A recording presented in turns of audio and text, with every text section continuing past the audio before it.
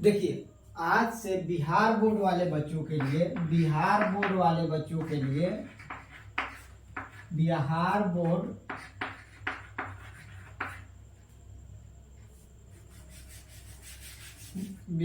के 2025 में जो एग्जाम होने वाला है हुआ 2025 जो बोर्ड एग्जाम होगा बिहार का, उसमें जितने भी क्वेश्चन पूछे जाएंगे साइंस से रिलेटेड उस सारे क्वेश्चन को मैं आपको कराऊंगा।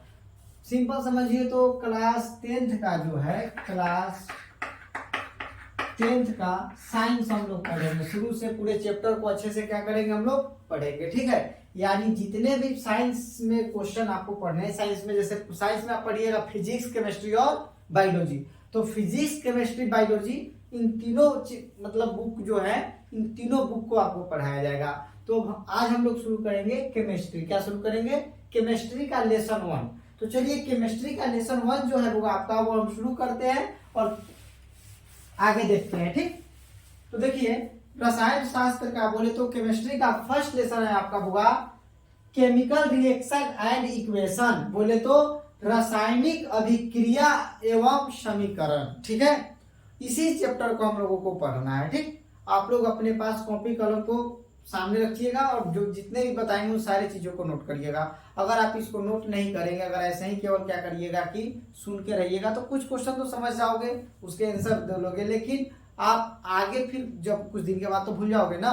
तो इसके लिए क्या करोगे कि आप अपना एक नोट तैयार करोगे और उस नोट्स में इस सारे क्वेश्चन को लिखे रहोगे, अच्छे से इसका एक फेयर तैयार करिए और फिर पढ़िए, ठीक। तो देखिए फर्स्ट क्वेश्चन है हम लोगों को पढ़ना होगा केमिकल रिएक्शन, बोले तो रासायनिक अभिक्रिया। क्या पढ़ना हम लोगों को? रासायनिक अभिक्रिया। तो रासायनिक अभिक्रिया की परिभाषा कहता है जब कोई पदार्थ अकेले या किसी अन्य पदार्थों से मिलकर, याद रखिएगा, जब कोई पदार्थ अकेले या किसी अन्य पदार्थों के साथ मिलकर अपने से नए गुण वाले एक या एक से अधिक पदार्थों का निर्माण करता हो। जैसे अगर हम देखें तो अगर हम क्या बोलते हैं, जब हाइड्रोजन की एग्जांपल में अगर इसके देखा जाए तो जब हाइड्रोजन की प्रतिक्रिया अगर क्लोरीन से कराते हैं तो बनाता है HCl, यानी हाइड्रोक्लोरिक एसिड बनाता है। क्या बनाता है? हाइड्रोक्लोरिक एसिड बनाता है। तो देखो दो पदार्थ मिलकर एक पदार्थ बना, या कोई पदार्थ अकेले, जैसे कि कैल्शियम कार्बोनेट है, यदि इसको हम गर्म करेंगे तो कैल्शियम ऑक्साइड और साथ में CO2 गैस प्रोड्यूस करता है। और ये जो CO2 होता है वो एंटी कंबशन होता है, बोले तो दहन में या क्या करता है, सहायक नहीं होता है बल्कि दहन को रोकता है। यानी कहीं पे आग यदि लगा हो तो अगर वहां पे हम CO2 गैस को अगर छोड़ेंगे तो आग क्या हो जाएगा? बुझ जाएगा, ठीक है। तो एंटी कंबशन CO2 और अग्निशामक यंत्रों में इसी CO2 का भरा गया रहता है जो आग बुझाने में क्या होता है, सहायक होता है। याद रखिएगा आग बुझाने के लिए CO2 गैस, ठीक।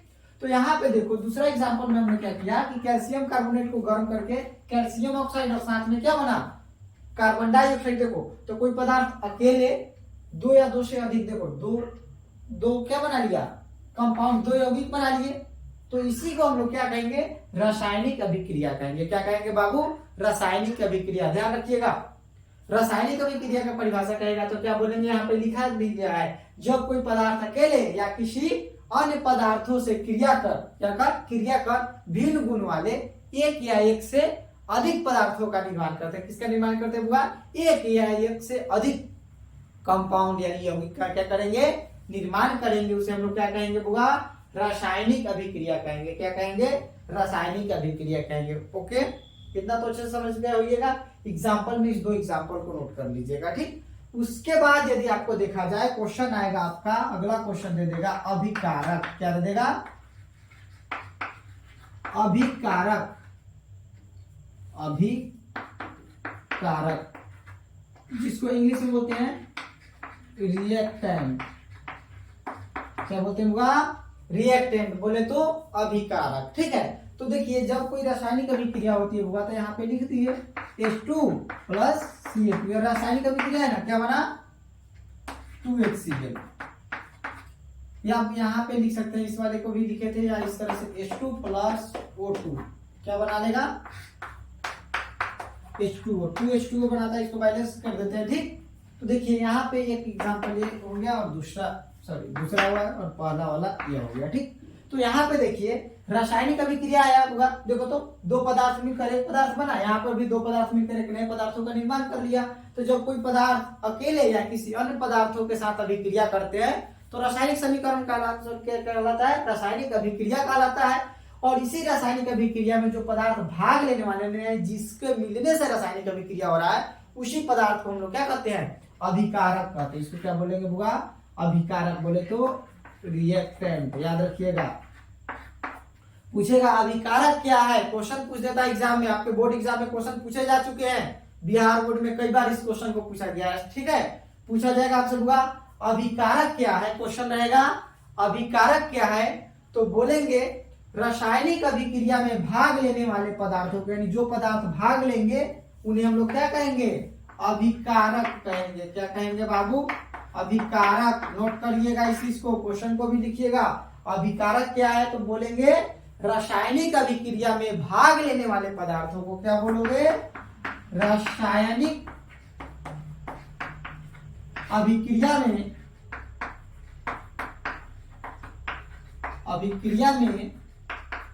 भाग लेने वाले पदार्थों, किसको, भाग लेने वाले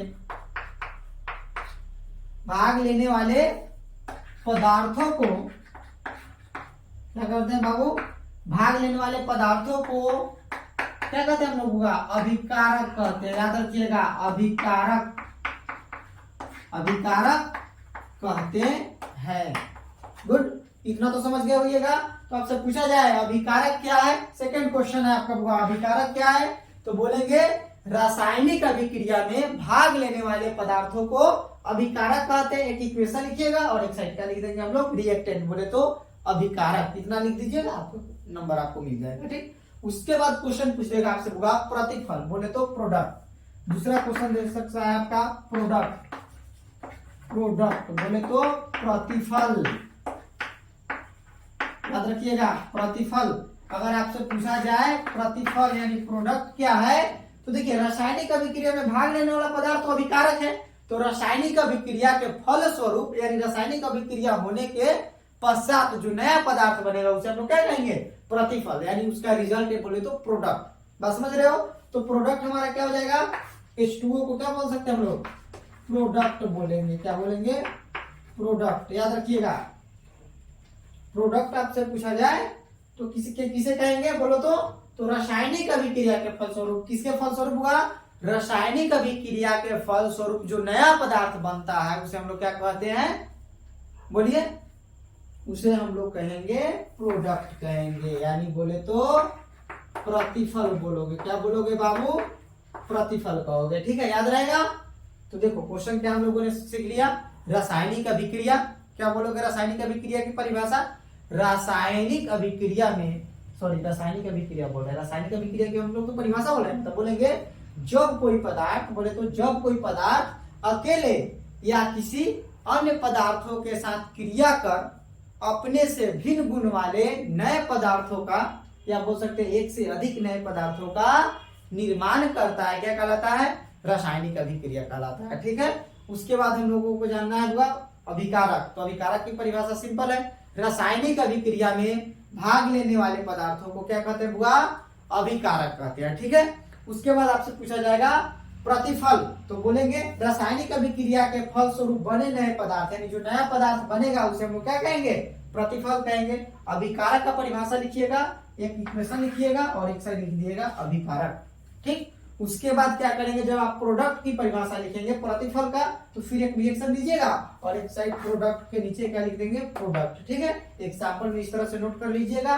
अब हम लोगों को पढ़ना है बुआ रासायनिक समीकरण, बोले तो केमिकल इक्वेशन। तो इतना को नोट करिए, अपने कॉपी में नोट करिए, फिर इसके आगे हम क्या करते हैं, हम आपको पढ़ाते हैं, ठीक। देखिए अब जो क्वेश्चन है बुआ आपका क्या है, केमिकल इक्वेशन, बोले तो रासायनिक समीकरण। क्या है, रासायनिक समीकरण। तो देखो रासायनिक अभिक्रिया की परिभाषा हम लोगों ने पढ़ा हुआ कि रासायनिक अभिक्रिया को क्या कहेंगे, तो बोलेंगे जब कोई पदार्थ अकेले या किसी अन्य पदार्थों के साथ अभिक्रिया करके अपने से नए गुण वाले पदार्थों का निर्माण करते हैं। क्या करते हैं बुआ, अपने से नए गुण वाले पदार्थों का निर्माण करते हैं, क्या कहलाता है, रासायनिक अभिक्रिया कहलाता है। वही रासायनिक समीकरण की परिभाषा करेगा तब बोलेंगे रासायनिक अभिक्रिया में भाग लेने वाले पदार्थों को उनके संकेतों एवं सूत्रों की सहायता से, किसके सहायता से होगा? उनके संकेत एवं उनके सूत्रों की सहायता से संक्षिप्त निरूपण, क्या होगा? संक्षिप्त निरूपण रासायनिक समीकरण कहलाता है। क्या कहलाता है? रासायनिक समीकरण। जैसे बोले कि यदि हम हाइड्रोजन की प्रतिक्रिया, किसकी? हाइड्रोजन की प्रतिक्रिया ऑक्सीजन से कराते हैं, किससे? ऑक्सीजन से कराते हैं तो होगा आपका वाटर बनता है, यानी जल बनता है। ठीक है, तो यहाँ पे देखो यदि हाइड्रोजन के संकेत का हम लोग यूज करें तो लिखेंगे H2 और ऑक्सीजन को लिखेंगे तो O2, और यदि जल का सूत्र बोले तो H2O। तो यहाँ पे क्या होगा? देखिए रासायनिक अभिक्रिया में जो पदार्थ भाग लिए उनके संकेत एवं सूत्र की सहायता से देखो छोटा रूप में यानी कम जगह में क्या कर दिए? संक्षिप्त रूप में दर्शा दिए। इसे हम लोग क्या कहेंगे? रासायनिक समीकरण कहेंगे। क्या कहेंगे? होगा केमिकल इक्वेशन कहेंगे। ठीक, तो अगर आपको बोला जाए केमिकल इक्वेशन तो यह परिभाषा क्या नोट करोगे? रासायनिक अभिक्रिया में भाग लेने वाले पदार्थों को उनके संकेतों एवं सूत्रों की सहायता से संक्षिप्त निरूपण उस अभिक्रिया का क्या कहलाता है? रासायनिक समीकरण कहलाता है। ठीक, इतना नोट करेंगे। एग्जाम्पल में इसको नोट कर लीजिएगा, क्या हो जाएगा? आपका रासायनिक समीकरण की परिभाषा हो जाएगा। ठीक, उसके बाद देखा जाए तो बुआ रासायनिक समीकरण को देखा जाए तो रासायनिक समीकरण दो प्रकार के, एक को बोला जाता है बैलेंस्ड केमिकल इक्वेशन, बोले तो संतुलित रासायनिक समीकरण, और एक है असंतुलित रासायनिक समीकरण जिसको बोलते हैं अनबैलेंस्ड केमिकल इक्वेशन। असंतुलित रासायनिक समीकरण, याद रहेगा? तो देखिए संतुलित रासायनिक समीकरण और असंतुलित रासायनिक समीकरण, इस रासायनिक समीकरण कितने प्रकार के होंगे बुआ? दो प्रकार के। कौन कौन? संतुलित और असंतुलित रासायनिक समीकरण। ठीक है, अब यहाँ पे देखा जाए बुआ कि अगर पूछा जाएगा संतुलित रासायनिक समीकरण यानी बैलेंस्ड केमिकल इक्वेशन किसे कहते हैं? क्या है क्वेश्चन हुआ? संतुलित रासायनिक समीकरण। तो वो देखिए रासायनिक अभिक्रिया यदि कोई है, जैसे कि अगर हाइड्रोजन की प्रतिक्रिया क्लोरीन से कराते हैं तो देखो क्या बनता है? हाइड्रोक्लोरिक अम्ल, बोले तो HCl बनता है। क्या बनता है? HCl। तो देखो इसमें क्या होगा कि अभिकारक में जो परमाणुओं की संख्या होगा उतना ही परमाणुओं की संख्या किसमें होना चाहिए? प्रतिफल में भी होना चाहिए। बोले तो रासायनिक अभिक्रिया के दोनों ओर, क्या बोल सकते? सॉरी, रासायनिक अभिक्रिया नहीं बोलेंगे, बोलेंगे रासायनिक समीकरण। रासायनिक समीकरण के दोनों ओर परमाणुओं की संख्या यदि समान हो तो उसे हम लोग क्या कहेंगे? संतुलित रासायनिक समीकरण। जैसे अगर इधर हाइड्रोजन 2 है तो इस साइड भी कितना होना चाहिए? 2। तो देखो अगर इसको बैलेंस करने के लिए यहाँ पे हम लोग 2 लगा देंगे तो यहाँ पे हाइड्रोजन 2 तो यहाँ भी 2, क्लोरीन 2 तो यहाँ पे BCl कितना हो गया? 2 हो गया। तो इसे बोलेंगे हम लोग संतुलित रासायनिक समीकरण। याद रहेगा? जैसे अब एक और एग्जाम्पल देख लो, H2 और O2 को मिलाते हुआ तो बनता है H2O। इसको बैलेंस करने के लिए देखो यहाँ पे क्या है? हाइड्रोजन 2 है, यहाँ पे भी हाइड्रोजन 2 है, ये बराबर है। ऑक्सीजन 2 है, यहाँ पे ऑक्सीजन 1 है, तो बराबर करने के लिए यहाँ पे 2 लगा देंगे तो यहाँ हाइड्रोजन हो गया 4, तो यहाँ पर भी 2 कर देंगे तो हाइड्रोजन बराबर और ऑक्सीजन भी बराबर। तो इस कंडीशन में इसको हम क्या बोलेंगे? संतुलित समीकरण कहेंगे। क्या कहेंगे?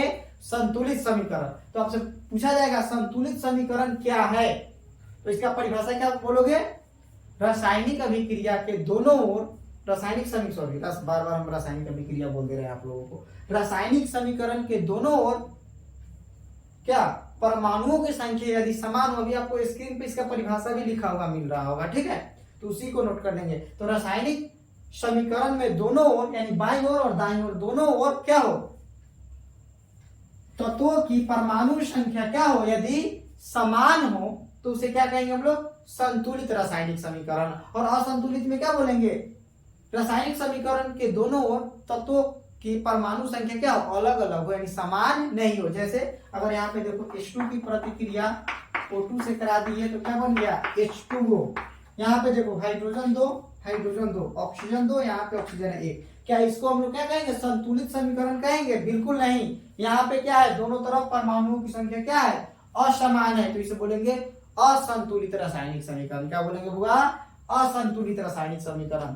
तो देखो रासायनिक समीकरण की परिभाषा क्या है तो नोट कर लोगे। उसके बाद क्या लिखोगे, रासायनिक समीकरण दो प्रकार के हैं, कौन कौन, संतुलित रासायनिक समीकरण और दूसरा है असंतुलित रासायनिक समीकरण। ठीक, इसके बाद है बाबू संतुलित रासायनिक समीकरण की परिभाषा। तो क्या बोलेंगे, रासायनिक समीकरण में दोनों ओर तत्वों की परमाणु संख्या यदि क्या हो, परमाणुओं की संख्या यदि समान हो तो उन्हें हम लोग क्या कहते हैं, संतुलित रासायनिक समीकरण कहते हैं। क्या कहते हैं बाबू, संतुलित रासायनिक समीकरण। वही पूछा जाए और देखो इसका लिख लोगे, उसके बाद ये दो एग्जांपल उसमें नोट कर लोगे। ठीक, उसके बाद लिखोगे दूसरा असंतुलित रासायनिक समीकरण या अनबैलेंस्ड केमिकल इक्वेशन। तो इसमें लिखेंगे क्या, जब रासायनिक समीकरण में दोनों ओर तत्वों की परमाणु संख्या क्या हो, असमान हो, यानी समान नहीं हो, उसे हम लोग क्या कहते हैं, असंतुलित रासायनिक समीकरण। अब हम लोगों को पढ़ना है रासायनिक अभिक्रिया के विभिन्न प्रकार, यानी रासायनिक अभिक्रिया कितने प्रकार के हैं। तो रासायनिक अभिक्रिया आपको 9 प्रकार को इसमें पढ़ने को मिलेगा।